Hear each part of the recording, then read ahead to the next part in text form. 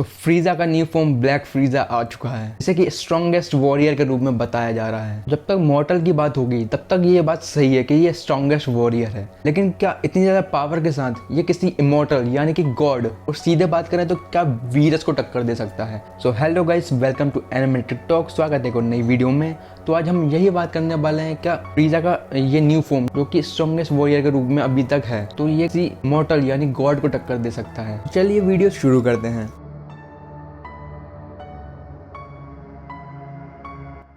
तो जब तक किसी गॉड ऑफ डिस्ट्रक्शन की बात आएगी तो हाँ, फ्रीजा ने बहुत से गॉड ऑफ डिस्ट्रक्शन को सरपास कर दिया है और ये मैं आगे जाके आपको बताऊंगा।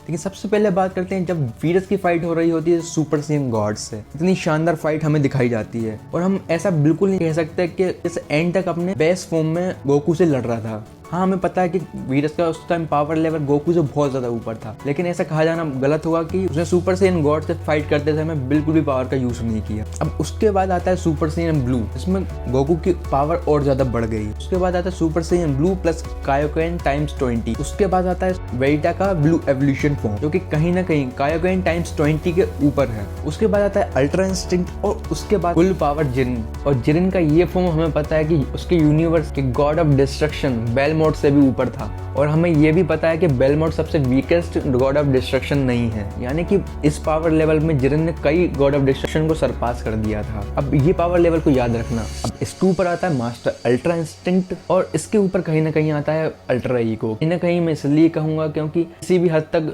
मास्टर अल्ट्रा इंस्टिंक्ट से ऊपर हमें नहीं लगा। जिस तरह का हमें बताया गया था कि ये अल्ट्रा इंस्टिंक्ट को सरपास कर देगा, लेकिन हमें ऐसा कुछ भी देखने को नहीं मिला और हमें समझ में भी नहीं आया कि इस फॉर्म की असली पावर है क्या। ये आगे बढ़ते हैं। इसके बाद आता है ग्रेनोला, जिसके बाद भाई फाइटिंग एक्सपीरियंस तो बिल्कुल भी नहीं है। उसके पास पावर तो है, लेकिन सीधे सीधा बात कहें तो उसे यूज करना नहीं आता है। इसके बाद आता है गैस, और हम मान लेते हैं कि ये स्ट्रॉन्गेस्ट वॉरियर है इस यूनिवर्स का और इसको मारते ही ये आर्क एंड हो जाएगा। लेकिन इसके बाद एंट्री होती है फ्रीजा की, जो कि अपने बेस्ट फॉर्म में आके एक पंच मार के गैस के आर पार निकाल देता है और इतना ब्रूटली गैस को मारता है। मैंने आपको पहले बोला था जिरेन ने गॉड ऑफ डिस्ट्रक्शन को सरपास कर दिया और जिरेन का डबल पावर लेवल हम मान के चले तो वो है फ्रीजा में। और ये कहा जाना बिल्कुल भी गलत नहीं होगा। फ्रीजा का ये ब्लैक फॉर्म बहुत ज्यादा पावरफुल है और इसने कई गॉड ऑफ डिस्ट्रक्शन की पावर को सरपास कर दिया है, यहाँ तक कि वीरस को भी बिल्कुल सरपास कर सकता है या कर चुका है। तो अब आते हैं हमारे सेकंड ऑप्शन पे, यानी कि फ्रीजा ने वीरस को सरपास नहीं किया है। लेकिन ऐसा कैसे हो सकता है, क्योंकि गोकू वेजिटा से लेकर फ्रीजा ने कितने ही फॉर्म अचीव कर रहे हैं और पावर लेवल में कितनी ज़्यादा ग्रोथ की है। और फ्रीजा का जो न्यू फॉर्म तो गोकू और वेजिटा को भी सरपास कर गया है, यानी कि अब तो ये वीरस के बराबर पहुंच ही जाना चाहिए। लेकिन वीरस ऐसे कैसे बैठ सकता है? क्या आपको लगता है कि वीरस इतने सालों में ये समझ नहीं पाया होगा कि ये साइंस कितनी जल्दी नई चीज़ों को अडॉप्ट कर रहे हैं, कितनी जल्दी ग्रो कर रहे हैं, कितने जल्दी पावर लेवल में ग्रोथ कर रहे हैं? क्या वीरस इंतजार कर रहा है कि कब ये लोग वीरस के बराबर आएंगे और उससे सरपास कर देंगे? तो ऐसा तो नहीं हो सकता ना, बल्कि वीरस ये समझ गया होगा। तो first time Goku super Sen God बना और उसने कुछ ही देर में उस फॉर्म को मास्टर कर लिया और उसके 100% में वीरस से फाइट करी। तो वीरस को कहीं ना कहीं इस बात का अंदाजा था कि ये एक ना एक दिन मेरे पावर लेवल पर पहुंच ही जाएंगे। तो वीरस ने भी कुछ ना कुछ ऐसा छुपा के रखा होगा जो कि वो अब यूज करेगा।